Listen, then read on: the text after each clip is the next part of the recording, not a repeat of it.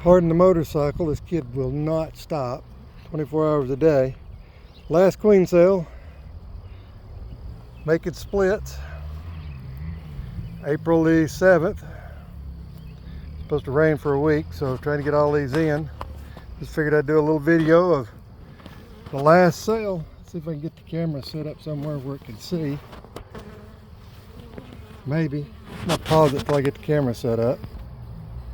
Now, maybe you can see. All I'm gonna do is just take the queen cell, half twist. This is just a regular top bar. You just find the thin slide, side it in, half twist, and they lock into place. Beekeeping on the cheap.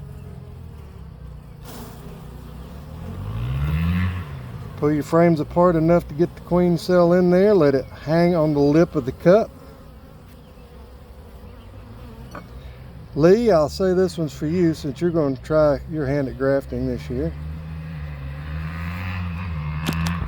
Then,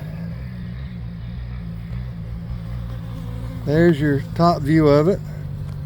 See what I was talking about? You get the lip on each side, hanging down between two brood frames.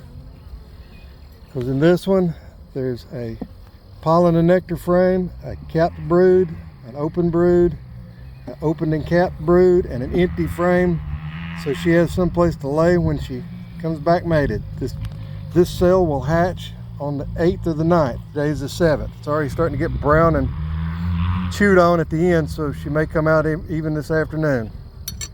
Thanks for watching Woolly Bees. Lee, get to it, brother.